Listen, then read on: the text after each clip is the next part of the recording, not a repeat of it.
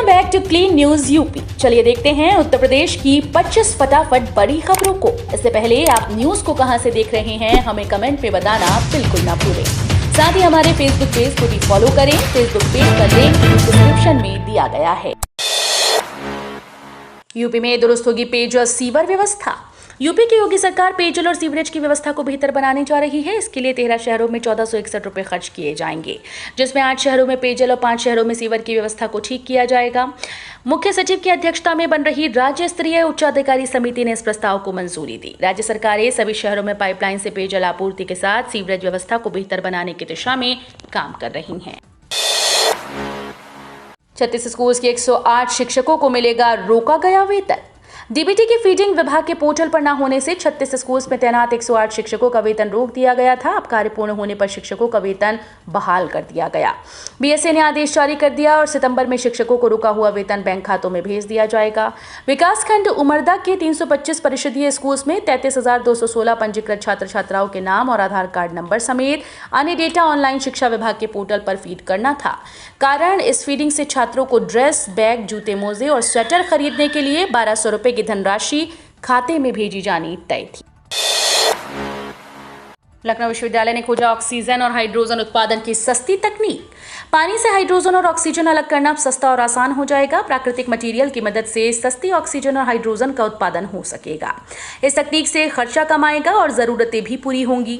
Hydrogen ऊर्जा जरूरतें पूरी करेगा और अस्पतालों को पर्याप्त ऑक्सीजन उपलब्ध होगी। बीरबल साहनीपुरा संस्थान और लखनऊ विश्वविद्यालय केमिस्ट्री विभाग ने रॉक वार्निश से तैयार इलेक्ट्रोड मदद से पानी से ऑक्सीजन और हाइड्रोजन अलग करना सस्ता और आसान कर दिया। इस रिसर्च को sustainable energy and fuel royal society of chemistry London ने प्रकाशित किया। वैज्ञानिकों का दावा है कि रॉक वार्निश पर दुनिया का ये पहला शोध है। लखनऊ के बलरामपुर अस्पताल की लैब में जल्द शुरू होंगी जांचें। लखनऊ के बलरामपुर अस्पताल के माइक्रोबायोलॉजी लैब में जल्द जांच शुरू होगी। लैब में माइक्रोबायोलॉजिस्ट के तैनाती का आदेश जारी हो गया। डॉक्टर 25 अगस्त को कार्यभार ग्रहण करेंगे। लैब में उपयोगी कुछ मशीन और उपकरण आदि आ गए हैं, इन्हें इंस्टॉल किया जा रहा है। लैब शुरू होने से यहाँ बैक्टीरिया और वायरस से जुड़ी सभी प्रकार की बीमारियां और शरीर के किसी भी हिस्से के संक्रमण की जांच होगी।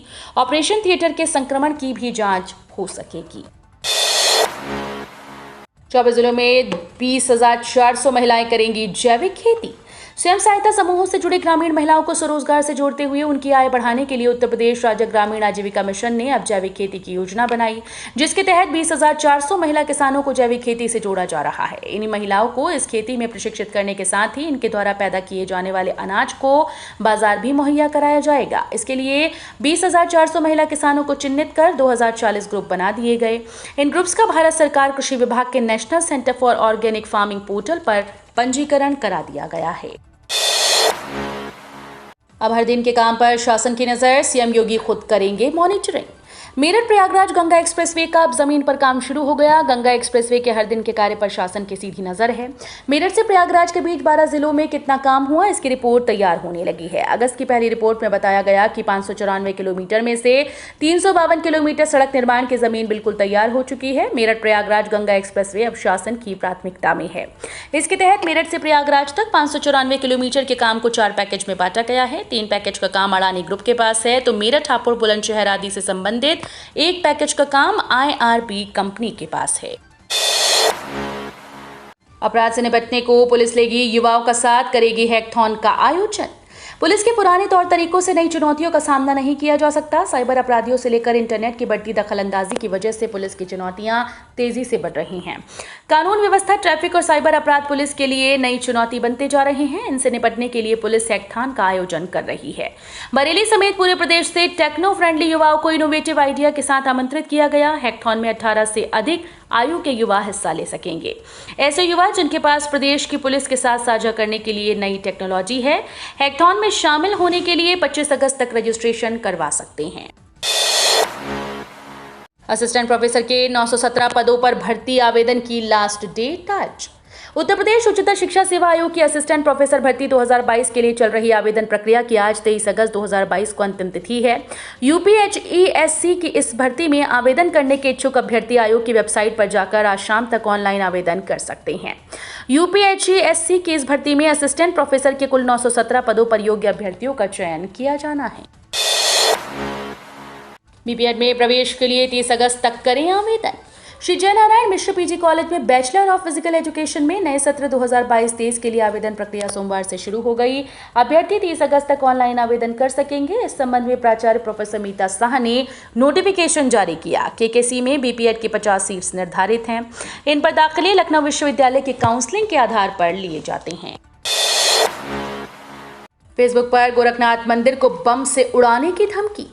बिल जमा कराने के नाम पर मित्र से लिए गए रुपए वापस न देने पड़े, इसके लिए आरोपित ने न सिर्फ उसके नाम पर सिम निकलवाया बल्कि उसी सिम कार्ड से फेसबुक आईडी बनाकर गोरखनाथ मंदिर को बम से उड़ाने की धमकी दे डाली। इंटरनेट मीडिया पर गोरखनाथ मंदिर से संबंधित पोस्ट पढ़ते ही सक्रिय हुई पुलिस छानबीन में जुट गई। साइबर सेल की मदद से सदर कोतवाली पुलिस ने सोमवार को मटीहनिया चौधरी निवासी आरोपित मुबारक को गिरफ्तार कर लिया।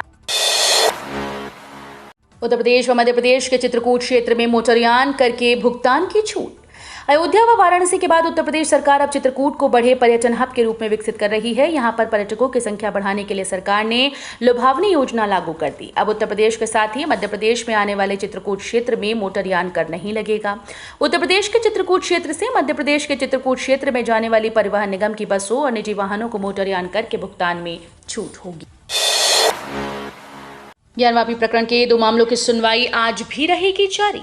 ज्ञानवापी मस्जिद परिसर स्थित श्रृंगार गौरी सहित सभी प्रमुख देवी देवताओं के विग्रह के नियमित भक्तों द्वारा दर्शन पूजन और वहां मौजूद देवी देवताओं की मूर्तियों के साथ धार्मिक चिन्हों के संरक्षण के लिए राखी सिंह सहित 5 महिलाओं की ओर से दाखिल वाद सुनवाई योग्य है या नहीं, इस पर सोमवार की दोपहर करीब 2 बजे जिला जज की अदालत में सुनवाई हुई। प्रतिवादी अंजुमन इंतजामिया मसाजिद की ओर से वादी पक्ष की दलीलों पर जवाब आगे दाखिल किया जाएगा। कोर्ट में वादी और प्रतिवादी पक्ष के बीच सहमति बनी है कि अंजुमन इंतजामिया मसाजिद कमेटी आज भी जवाबी बहस जारी रखेगी। उत्तर प्रदेश में कानून व्यवस्था की स्थिति से अमित शाह बेहद खुश। केंद्र सरकार में गृह और सहकारिता मंत्री अमित शाह उत्तर प्रदेश में कानून व्यवस्था लागू होने के साथ ही लंबित परियोजनाएं पूरी होने से काफी खुश हैं। भोपाल में मध्य क्षेत्रीय परिषद की 23वीं बैठक में अमित शाह ने उत्तर प्रदेश के मुख्यमंत्री योगी आदित्यनाथ की कार्यशैली की काफी सराहना की। भोपाल जाकर बैठक में शामिल न होने वाले मुख्यमंत्री योगी आदित्यनाथ ने इसको वर्चुअली संबोधित किया। मध्य क्षेत्रीय परिषद की अगली बैठक यानी 24वीं उत्तराखंड के ऋषिकेश में होगी, जहां पर 5 राज्य अपने 3 श्रेष्ठ कार्य का प्रस्तुतिकरण देंगे। गोरखपुर में अब इस जगह चलेगी नाव, पर्यटकों के मनोरंजन को मिलेगी नई जगह। रामगढ़ झील के सामने स्थित वाटर बॉडी के सुंदरकरण को लेकर गोरखपुर विकास प्राधिकरण ने टेंडर की प्रक्रिया पूरी कर ली। 42 एकड़ में फैली वाटर बॉडी के सुंदरीकरण से पर्यटकों को मनोरंजन का नया स्थान मिलेगा। वाटर बॉडी पर 2 पुल बनाए जाएंगे। एक पुल योगीराज बाबा गंभीरनाथ प्रेक्षागृह के पीछे से वसुंधरा एनक्लेव तक बनाया जाएगा। टारगेट के नाम पर 6000 गरीबों के सौभाग्य पर ग्रहण। बिजली निगम में सौभाग्य योजना की कार्यदायी संस्था के स्थानीय ठेकेदारों ने टारगेट पूरा करने के चक्कर में 6000 गरीबों के सौभाग्य पर ग्रहण लगा दिया। इन गरीबों को एक ही आईडी व पते पर कागजों में 2-3 कनेक्शन देकर ठेकेदारों ने अपना कोरम तो पूरा कर लिया, लेकिन ग्रामीणों के लिए सिरदर्द और निगम के लिए बड़े नुकसान का आधार तैयार कर दिया। अब ऐसे प्रत्येक उपभोक्ता के नाम हर महीने 2 से 3 कनेक्शन के बिल बन रहे हैं, बकाया चढ़ता जा रहा है। अयोध्या में फिल्मी सितारों की रामलीला का मंचन 25 सितंबर से। फिल्मी सितारों से सुसज्जित आधुनिक मंडली की रामलीला मंचन के लिए लक्ष्मण किला परिसर में भूमि पूजन किया गया। इस रामलीला का ये 3रा साल है। कोरोना काल में शुरू हुई इस रामलीला में पहले 2 साल दर्शकों का प्रवेश वर्जित था। उन्हें दूरदर्शन सहित विभिन्न सोशल मीडिया प्लेटफॉर्म पर रामलीला देखने की सुविधा उपलब्ध कराई गई थी। इस बार 5000 दर्शकों को देखने के लिए प्रबंध किया जाएगा। इसके अलावा पूर्व वर्षों की तरह दूरदर्शन और अन्य मीडिया प्लेटफॉर्म पर भी रामलीला का सजीव प्रसारण किया जाएगा। खेती की जमीन पर कर्ज के मामले में पश्चिमी व मध्य यूपी बेहतर।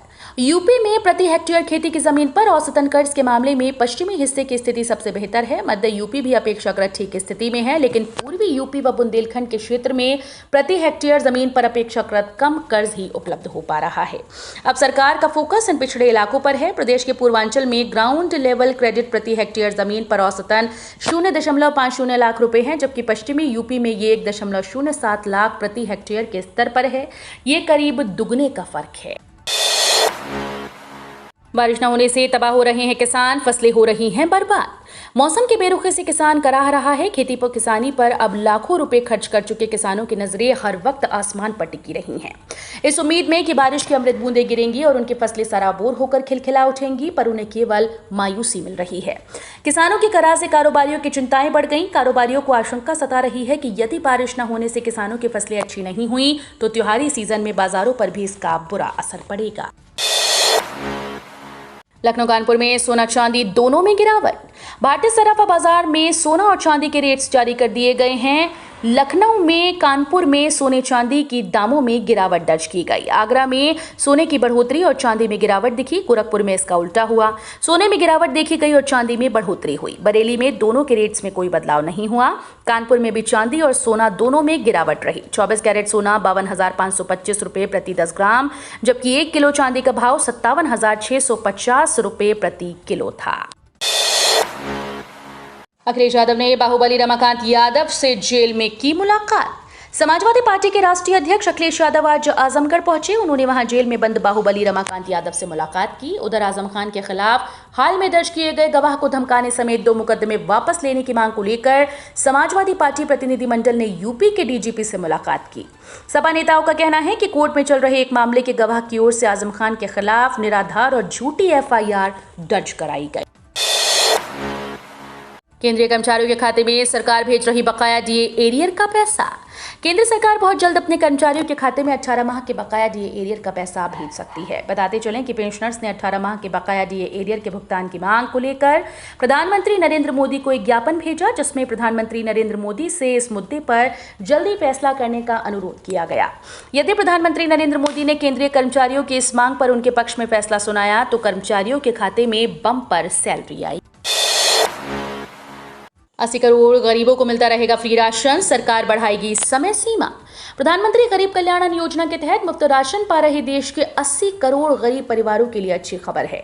सरकार ने जानकारी दी कि देश में अनाज की कोई कमी नहीं और गरीबों को मुफ्त राशन मिलता रहेगा। अभी की स्थिति में देश में प्रधानमंत्री गरीब कल्याण अन्न योजना के तहत गरीबों को सितंबर 2022 तक फ्री राशन मिलता है, लेकिन ताज़ा खबर यह है कि सरकार इस समय सीमा को आगे बढ़ा सकती है। अभी 30 सितंबर तक फ्री राशन दिया जाना है, लेकिन सब कुछ ठीक रहा तो अगले 3 से 6 माह तक ये सुविधा और मिलेगी।